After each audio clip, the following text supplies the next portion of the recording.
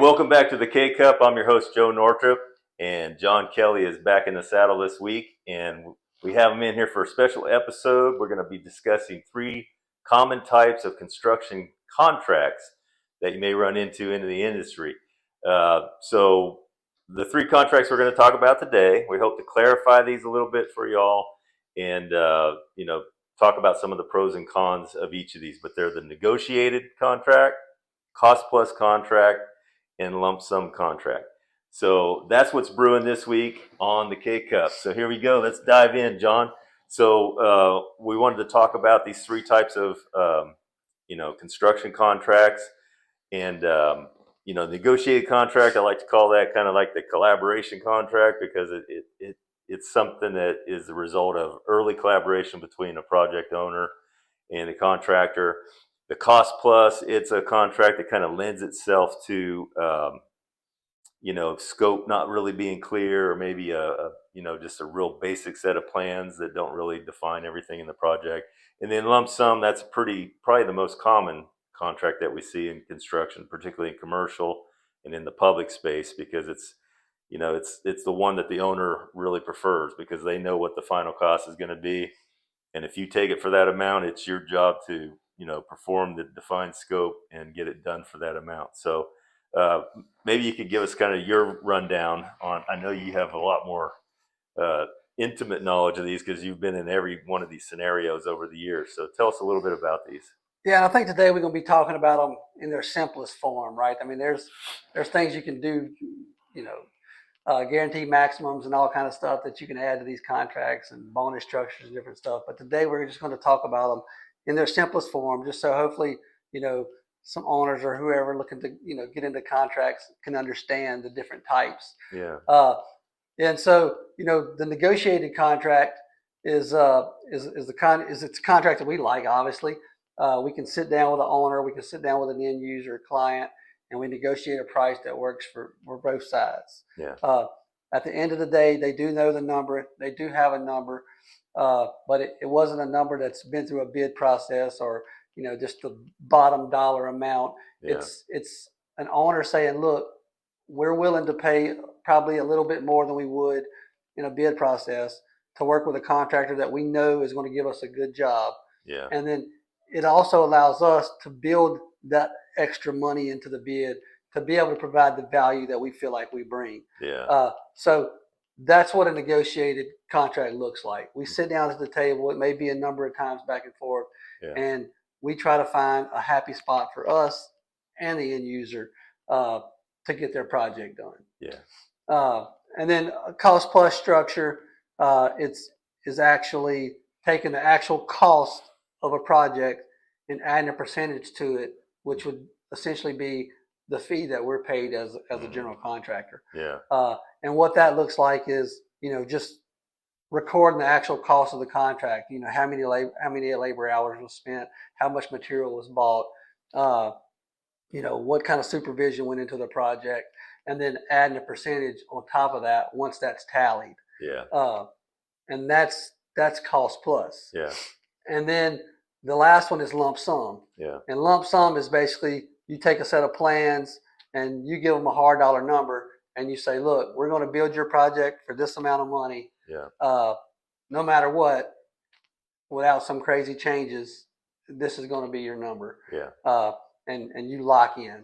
Yeah. So that's the 3 forms of contracts. Now, like I said earlier, that's in their simplest form. They have a lot of wiggle room and some nuance changes there. Yes. Yeah. Well, let's drill in on those a little bit. Okay, let's do it. Let's go ahead and start with negotiated contracts. Again, this is the one that I like to call, the collaboration contract, because usually negotiated is the result of the project owner, being involved with the contractor at the earliest stages of a project, maybe even as early as the concept, being brought out, and definitely with the design and all that. So some of the pros of that type of contract for an owner would be what?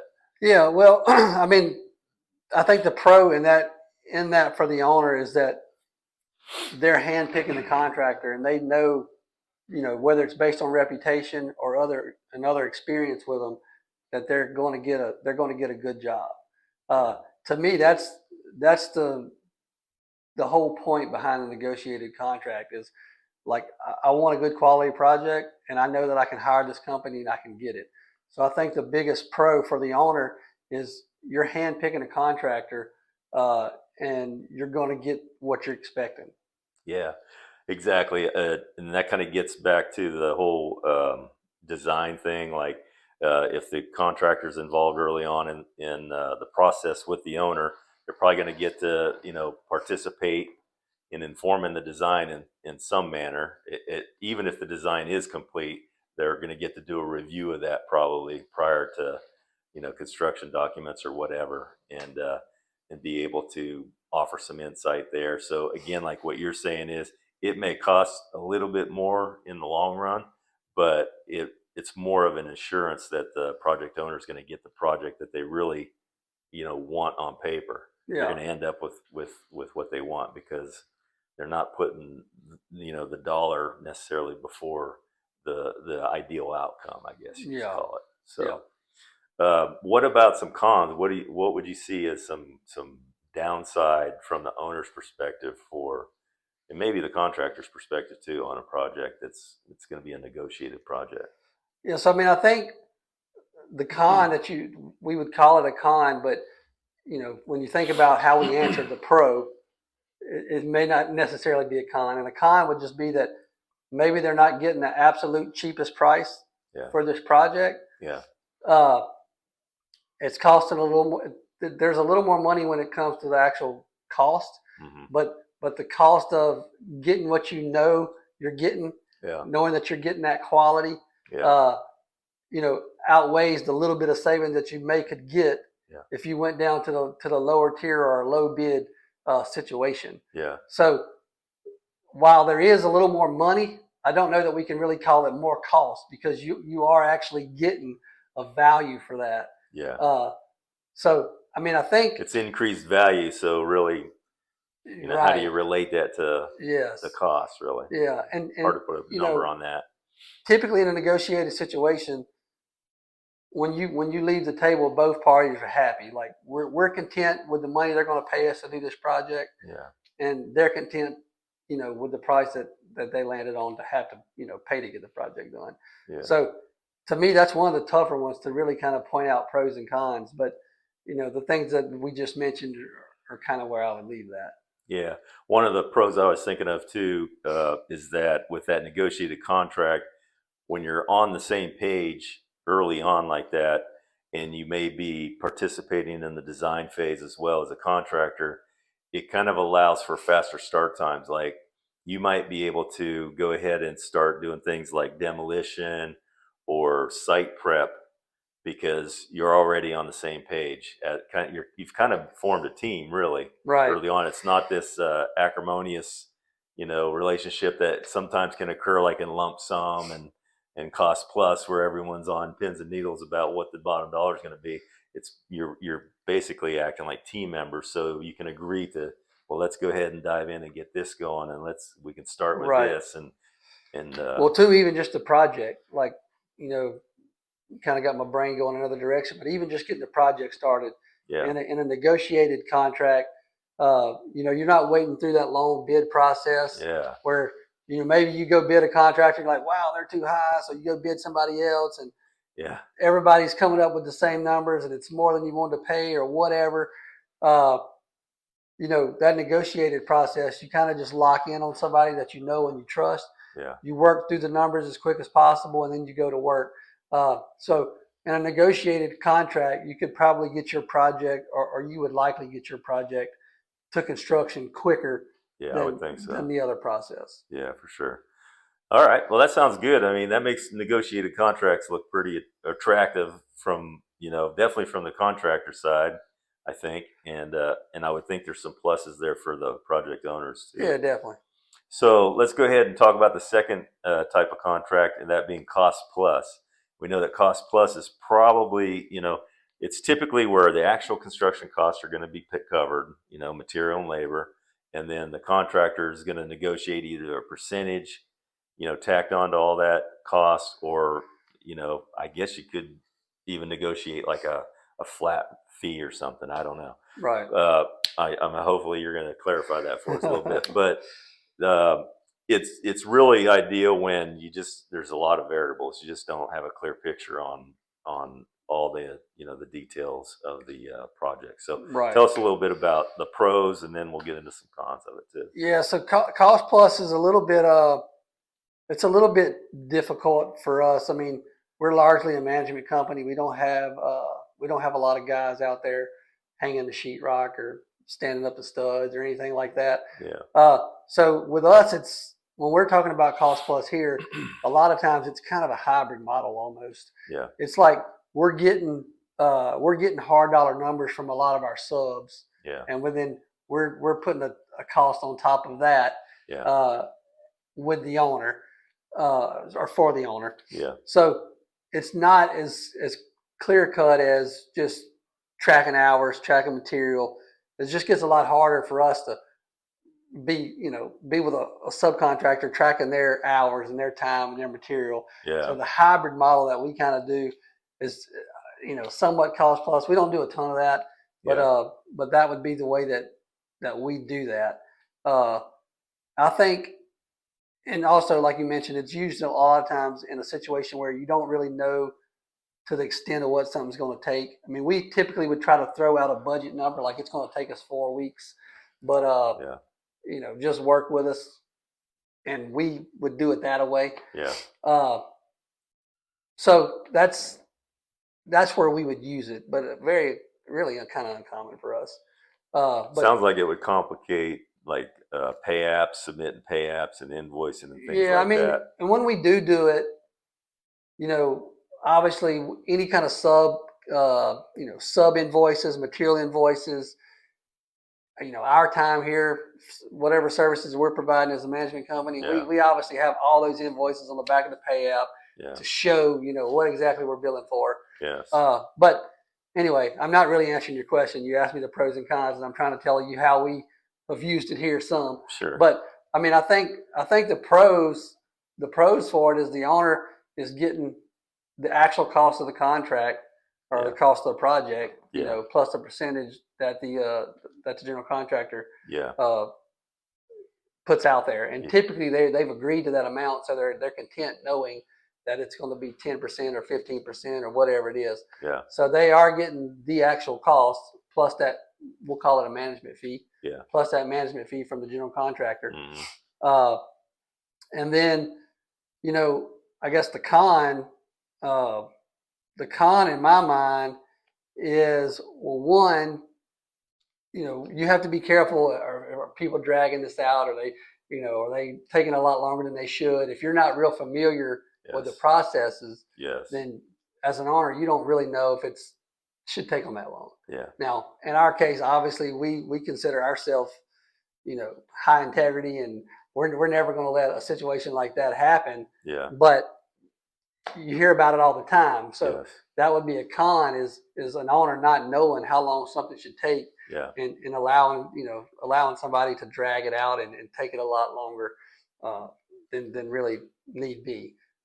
Again, I don't think. I mean, we don't use a lot of this. We don't do a lot of cost plus in this sense. Yeah. But I think that would be one con that that you could consider for sure. Yeah, I think the flexibility thing with design would be a plus, because if you're just agreeing to pay a percentage over whatever something costs, I would believe the project owner would feel more free about making changes on the fly. As they see the project come together, they might say, we need to add this over here. Or maybe like you discussed earlier, we were talking about it, and you said that not only that, but maybe you value engineer something as it's starting to take shape, and you realize, look, we could save some money here by doing, A instead of B or whatever. Yeah, I think it goes both ways at that point, and that is an obvious pro or cost plus is, if you're ahead of schedule and you're beating your numbers and you want to do nicer floors and you want to do nicer cabinets or nicer doors or whatever, you can change on the fly. Look, we're ahead of budget. We're doing really good. Let's upgrade some things here. Yeah. And then you could do that the opposite direction too. You could say, look, we've spent a little more than we wanted to spend in the front end. Yeah. Let's lower our floors a little bit, or let's change our trim package or whatever, Exactly. and try to reduce the cost.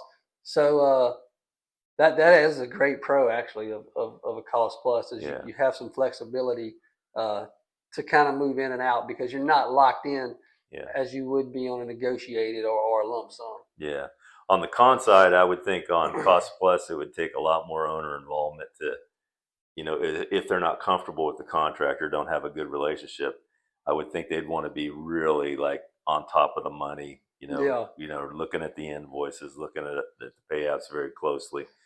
Like you were saying, monitoring how long certain things are taking and stuff like that. So it's one of the more owner involved forms of contract, right? I would say. So that would be, might be a big con for some. Yeah, and I think cost plus is going to be something that's really used when you've had multiple jobs with somebody. You've done a lot of work. They trust you, and they say just go handle it. They're going to be very comfortable. Yeah. And I guess another pro too to that is just you could literally start that tomorrow. Yeah. Like we don't have to go look through the plans. We don't have to go figure all this out. Yeah. Like cost plus, like let's do it. You know what I mean? Yeah. And even in those instances, we still try to provide budget, like I mentioned earlier. So it's not like let's start tomorrow, but you technically could, Yeah. So cool. All right, so that's pretty good coverage of cost plus. So let's get into the last one of the three, the lump sum contract.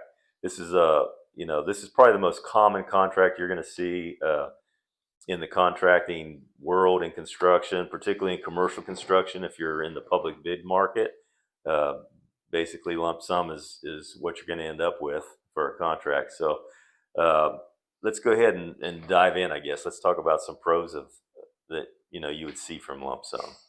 Yeah, I mean lump sum, the obvious pro for that is, the owner knows exactly what they're going to pay in the beginning, barring any major changes. Or unforeseen condition, and that's really what they want to know. Like they most people feel comfortable going into that because they already know exactly what they're going to spend. X amount of dollars. And that makes them happy. They just feel good about it. Yeah.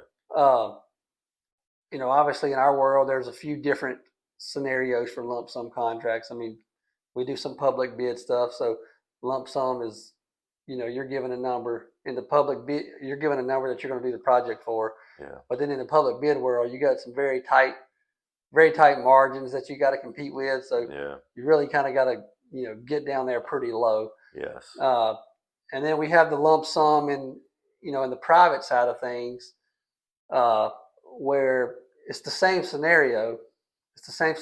But in the public setting, they have to go with the lower bid. Yeah. And the private setting, they technically can choose whoever they want. Yeah. So as a contractor, you have to weigh, what that project means to you. How tight are you willing to take it? Yeah. Typically, you're not going to take those projects as tight as you would like a public bid. Yeah. And just hope that if you're not low, they decide to use you based on the value that you get. I know a lot of times it comes with interviews and different things. Yeah. In that private bid, lump sum bid. Sure. And what they're wanting to do is they still want to know their number, but they want to have options. You know what I mean? Yeah. So the pro for any of those situations is that they know the number. They know what what that final number is going to be. Yeah, for sure. I would think a con that comes to my mind is that when a lump sum contract is taken at the lowest possible number, then that contractor really is being incentivized to make sure it happens for that number. So that could lead to